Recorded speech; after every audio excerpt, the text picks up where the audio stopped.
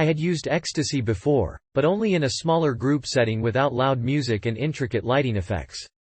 I had been told by friends of mine that using Ecstasy at a rave would produce far different effects. Destiny, a rave in my home state of NJ on 4.22.00, was going to change everything I had ever thought about Ecstasy, and show me just how right my friends were. I had acquired my pill, unknown quantity of MDMA, through a friend who assured me of its quality. Having known M since elementary school, I trusted him. It's a gamble anyway, but this made me feel a little better. On the day of the event, I took specific preparations, which mainly involved avoiding all fatty foods in favor of fruits, vegetables, and starches. Additionally, I purchased 4 bags of pixie sticks. For those who might not know, it's flavored sugar. They're really good. And I planned on handing them out to friends and using some myself. I set out for Wildwood around 2 in the afternoon, and began to prepare myself further. I had heard that Ecstasy is in some ways dependent upon your mood. If you're happy, energetic, and eager for a great time, you're more likely to have a great time. Likewise, if you're not in such a good mood, the effects might not be as pleasant. After M and I picked up 2 friends, J and A, the 4 of us spent the evening walking around Wildwood. While there, we met up with some more people who were going to Destiny. This was already turning into a great trip. We were in Wildwood for maybe 5 hours, and already we met 8 people who were also going to Destiny. Around 9 p.m., we headed over to Club Stardust, where Destiny was being held.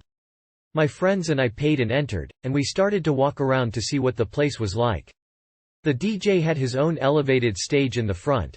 There was a decent-sized hardwood dance floor and long bars with stools all around them along the wall. There were all sorts of lights set up along the ceiling, providing great lighting effects. And of course, an awesome sound system pumping out the great sounds of the rave. While walking around, I noticed that there weren't too many people around, though this was probably the case because of how early it still was. The music the DJs were playing was pretty good, though for some reason the crowd didn't seem to be getting into it too much. It looked as if this was going to be something of a flop. At about 10 p.m., things started to change, however. More people were coming in, the music seemed to have picked up in energy, and those who had taken their pills upon entering at 9 were starting to roll. The jump in energy was very noticeable, and things seemed to be looking better. At 10:15 p.m., I asked my friend Jay to give me my pill. I had given it to her since she had places to hide the pill when being frisked. I took it, returned to the dance floor, and danced a while more. At about 11 p.m., I headed to the bathroom, did my business, washed my hands, and looked in the mirror over the sink. I was amazed at how dilated my pupils were. They were almost the size of the entire colored area of my eye. Even though the club was dimly lit, the bathroom was close to normal light levels, and since I had been there for more than a minute, my eyes should have adjusted, assuming I hadn't just taken ecstasy. Seeing my eyes so large made me even more confident that this was going to be a special night. I headed back out, danced a little while more, but was interrupted when my friend M asked me if I was rolling. I really didn't say much, but I suppose the smile I gave him told him just how I felt. He told me to follow him, and so I did. I went to the edge of the club and was introduced to Kay, a girl from South Jersey. She too was rolling, only she was far more experienced, and seemed very happy to see me. We started talking, and while this was going on, I was launched into perhaps the most enjoyable 6 hours of my life. We talked some more, and we seemed so close. It was almost as if Kay and I had known each other for years. Shortly thereafter, she told me she wanted to give me a massage, and of course, I didn't object. One word. Wow. I had never felt such an awesome massage, and it was clearly superior to any given to me at any other time in my life. Her fingers seemed magical, able to excite the skin and create rushes of pure pleasure. She had me under her control, and all I could do was rock slightly and roll my head around. It was pure pleasure. The massage ended, and I couldn't really communicate too well, since I was so blown away by the feeling. At this time, C, another person I had just met, stopped by, and he too was rolling. Like K before him, he had neat things to show me, and he told me to take off my glasses. I did so, and he placed his fingers on my head, just to the side of each eye, and rubbed quickly. The feeling was insane, and even after he stopped, it seemed as if my skin were still moving a little bit.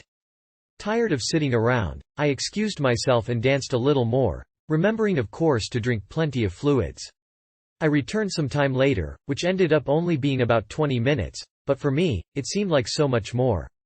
I was treated to many more pleasurable experiences, which I will leave out to leave some surprise for those who have yet to roll. Also, this story is a little long.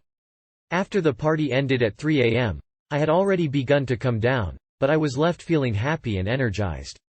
I talked with my new friends, exchanging email addresses and whatnot, and bid them farewell, knowing of course that I would see them again at other events in our area. I departed, and while in the car on the way home, just to mention, only M.A. and I rolled. J. stayed sober and thus was able to drive us home. I talked more about the time I had. After returning to college, I spent much of the next day reflecting on what had happened. I discovered many things about myself, not the least of which being the fact that I can be more outgoing. I'm quite a shy person, but ecstasy showed me what I can be like otherwise. As a result, I have changed my life in ways which benefit myself and those around me. I was hiding the fact that I went to raves and listened to techno music from my parents because I was afraid of what they would think, given all the negative publicity surrounding raves. However, that very day after, I talked to my parents and found out that they were happy I was opening up and become more of an individual. Naturally, they don't know the mechanism by which I became more outgoing, but some things are better left alone for now. All in all, I would describe this experience as sovereign.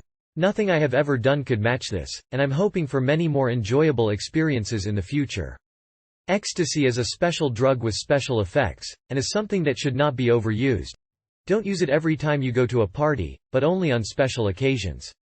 Make it a special part of your life, not an integral component.